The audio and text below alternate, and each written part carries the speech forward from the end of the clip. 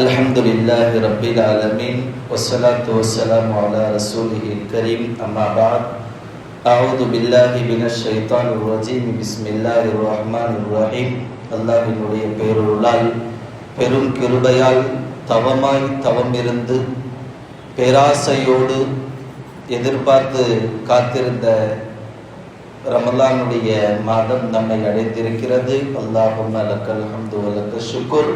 புகழனைத்தும் அல்லாஹ் ஒருவனுக்கே. பொதுவாக ரமலானுடைய மாதம் அப்படின்னா என்ன ஸ்பெஷல்? ரமலானே ஸ்பெஷல் தான். இதில் ரமலான்ல என்ன ஸ்பெஷல்? ரமலான்ல எது செஞ்சாலும் சிறப்பு தான். ரமலான்ல எது செஞ்சாலும் ஸ்பெஷல். அதில் எந்த விதமான சந்தேகமோ கொஸ்டினோ கிடையாது. பொதுவாக நம்ம சிந்திச்சு பார்க்கணும். ரமலான் உள்ள என்ட்ரி ஆன உடனே என்னெல்லாம் செய்வோம்? நம்ம நோன்பு வைப்போம், குரான் ஓதுவோம், தொழுவோம், தொழுகையில எக்ஸ்ட்ரா முன்பின் சுண்ணத்துன்னு தொழுவோம், இரவு தொழுகைகளை சொல்லுவோம், தராவி தொழுவோம், இதெல்லாம் தொழுவோம். நம்ம சிந்தித்து பார்க்கணும். ரமலானுக்குள்ள இருக்கிற நோன்பு எப்போ வேணாலும் வச்சுக்கலாம், வைக்கலாம்ல. மொஹர்ரம் நோன்பு வருது, அரஃபாவுடைய நோன்பு வருது, நஃபிலான நோன்புகள் இருக்குது, ஐயாமுல் பீதுடைய நோன்பு இருக்கு. அப்போ நோன்பு என்பதை 365 நாள்ல 2 ஈதை தவிர்த்து எப்போ வேணாலும் வைக்கலாம், அப்படிதானே? தொழுகை இருக்குது, முன்பின் சுண்ணத்து. ஒவ்வொரு நாளும் எல்லா தொழுகைக்கும் முன்பின் சுண்ணத்துன்னு இருக்குது. நம்மளும் செய்யறோம், சிலர் பொடுபோக்கு தரமா இருக்கிறோம். அப்ப முன்பின் சுண்ணத்தை எப்பனாலும் தொழுவலாமா? எப்ப வேண்டுமானாலும் தொழுவலாம். இப்ப நஃபிலான வணக்கங்கள் திக்ர் இருக்குது, திலாவத்து குரான் ஓதுதல் இருக்குது. இப்ப 365 நாள் எப்போ வேணாலும் செய்யலாமா? எப்போ வேணாலும் செய்யலாம். நம்ம சிந்திச்சிருக்கோமா? இந்த 30 நாளுடைய தராவி இந்த 30 நாளை தவிர்த்து எப்பவுமே செய்ய முடியாது. தனியா போயிட்டு நோன்பு இல்லாத மாசத்துல ஒருத்தர் 20 ரக்காத்து முழு குரானை ஓதி தொழுதாலும் அது தராவி ஆகுமா? ஆகாது.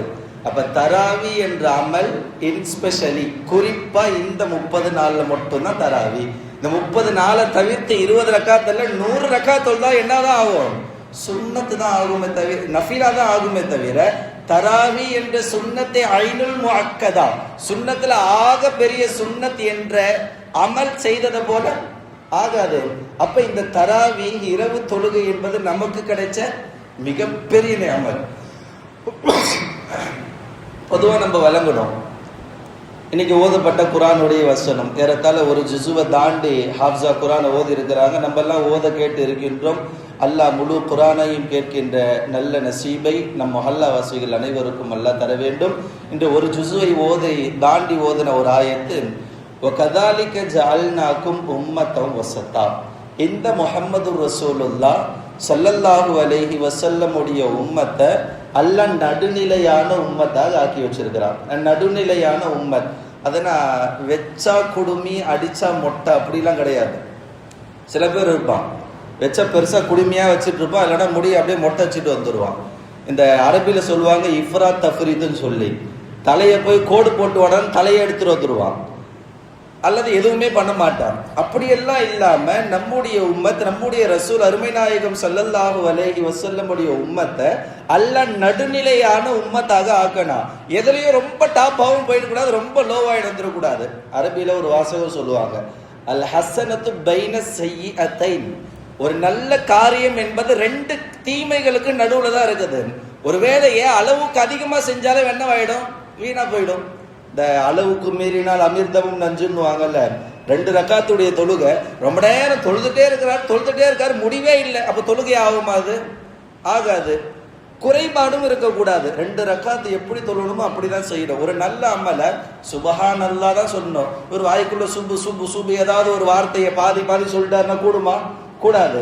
அப்ப ஒரு நல்ல காரியம் செய்யணும்னா ரொம்ப டாப் எண்டடாவும் போயிடக்கூடாது, ரொம்ப லோவஸ்டாவும் ரொம்ப தாழ்ந்தும் போயிடக்கூடாது. 2த்துக்கும் மத்தியில இருக்கு. தெரியுமா? இதுதான் அல்லாஹ் இன்னைக்கு ஓதுற குர்ஆனுடைய வசனம், வகதாலிக ஜஅல்னாகும் உம்மத்தன் வஸதா. இந்த ரசூல் ஸல்லல்லாஹு அலைஹி வஸல்லமுடைய உம்மத்தை அல்லாஹ் நடுநிலையாக ஆக்கணும். நடுநிலைன்னா நம்ம என்ன விளங்கணும்? எந்த அமல் செஞ்சாலும் இஸ்திகாமத்தா இருக்கணும். முதல் தராவி ஏலான் பண்ணாங்க. மகரீபுல இருந்து ஒரே பரேஷான், எப்படா இந்த தலைமை காஜி டவுன் காஜி அறிவிப்பு செய்வாரு. ஏன்னா நோன்பு வைக்கணும்ல, ஃபர்ஸ்ட் நோன்பு வச்சிருந்தோம். ஏன்னா ஃபர்ஸ்ட் நோன்பு வச்சா அல்லாவே வந்து இவருக்கு எல்லாம் கொடுத்துட்ற மாதிரி. அதோட சில பேருடைய தாட் இப்படியோ பாயிண்ட் டு பாயிண்ட் 1 வச்சா அதோட 27. இந்த 27 எல்லாம் மன்னிச்சிருவான். அந்த 27க்கு அப்புறம் 30, இந்த பாயிண்ட் டு பாயிண்ட், இந்த 3 வச்சா என்னமோ 30 வச்சா மாதிரியோ அல்லது 365 நாளும் நோன்பு வச்சா மாதிரி நினைச்சிருக்காங்க. அப்படி கிடையாது. பொதுவா நடுநிலையான உம்மத் என்றால் என்ன? ஒரு அமலை செய்தால் அதை நடுநிலையாக இஸ்திகாமத்தோடு செய்ய வேண்டும். இன்னைக்கு நம்ம பார்த்தோம்ல, இந்த பெறை பார்த்துருப்போம், வளர்பிறை தேய்பிறைன்னு சொல்லுவாங்க. இன்னைக்கு பார்த்தா அப்படியே ஒரு சின்ன ஒரு வில் வெட்டு மாதிரி தான் இருக்கும். கொஞ்ச நாள் வளர வளர வளர ஒரு 15 பௌர்ணமி தினம் வரும்போது அப்படியே முழு நிலவா இருக்கிறோம். அதுக்கப்புறம் பார்த்தா என்னவாகும், அப்படியே குறைஞ்சி குறைஞ்சி குறைஞ்சி திருப்பியும் காணாம போயிடும். அமாவாசை அன்னைக்கு பார்த்துருப்போம்ல. இன்னைக்கு தொழுகையாளிக வளர்பிறையெல்லாம் இல்லை, தேய்பிறை மட்டும் தான். ஃபர்ஸ்ட் நாள் அப்படியே முழு 3 மாதிரி பள்ளி நிரம்ப இருக்கும். 2வது நாள் அப்படியே ஒரு சப்பு கம்மியாகும். கடைசி நாள் 26வது நோம்புக்கு வரணுமே, ஏறத்தாழ இமாம் சாஃப் 2-3 சப்பு தான் தொழுவாங்க. சில இடத்துல இமாம் சாப் முவாத்தின் மட்டும் தான் தொழுதுட்டு இருக்கிறாங்க. ஒரு கேவலமான ஒரு சூழல் என்னன்னா, சில பள்ளிகளில் தொழ ஆள் இல்லாம காசு கொடுத்து நீ போய் தொழுவாப்பான்னு சொல்ற சூழல்ல நம்ம சமுதாயம் இருக்குது. எல்லாம் பாதுகாக்கணும்ல. இப்ப நடுநிலையாக இருக்க வேண்டும். முதல் நாள் வந்துருச்சு, நைட்டு ஃபுல்லா இபாதத்து.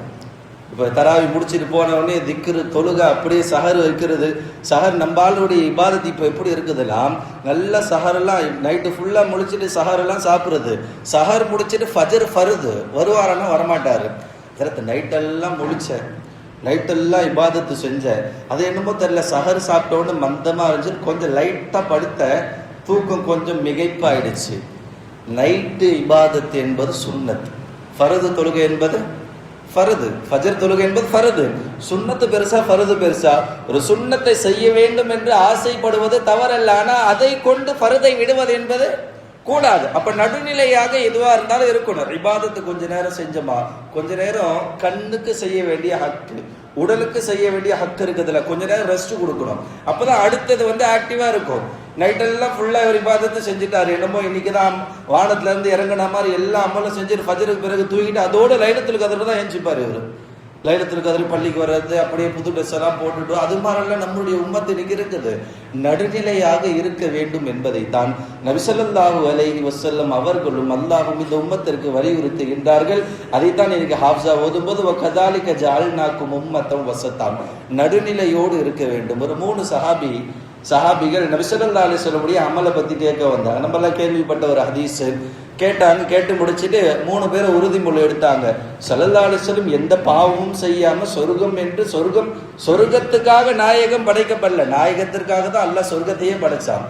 அந்த சொர்க்கம் கடமையாக்கப்பட்ட நாயகமே இவ்வளவு அமல் செய்யறாங்களே, நான் இனி வாழ்க்கையில எப்பவுமே தொழுதுட்டே இருப்பேன்னு ஒருத்தர் முடிவு எடுத்தாரு. இன்னொருத்தர் நான் எப்பவுமே நோன்பு வச்சுட்டே இருப்பேன்.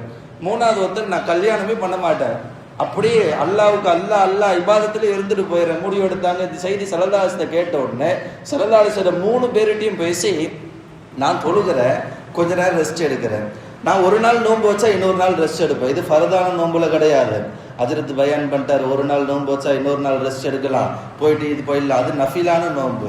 30 நோன்பு என்பது ஃபர்து, கட்டாயம் வச்சுதான் ஆகணும். அது இயலாதவர்கள், முடியாதவர்களை தவிர.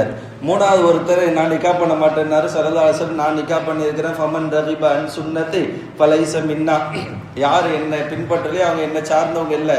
இப்போ எல்லாம் ஹதீஸை சொல்லி கொடுத்து அந்த 3 பேருக்கு சொல்லி கொடுத்த வார்த்தை நசீஹத் உபதேசம் என்னன்னா, என்ன அமல் செஞ்சாலும் ஒரு அளவுக்கு தான் செய்யணும். அதை தாண்டி போகும் பொழுது அந்த அமலை உன்னை கெடுத்து விடும், தலாலத்தில் கொண்டு போய் சேர்த்து விடும். அளவுக்கு மீறி எதையுமே செய்யக்கூடாது. ஒரு அளவுக்கு நடுநிலையாகத்தான் நீங்க செய்யணும். கொஞ்ச நேரம் இரவுல தொழுகிறீங்களா,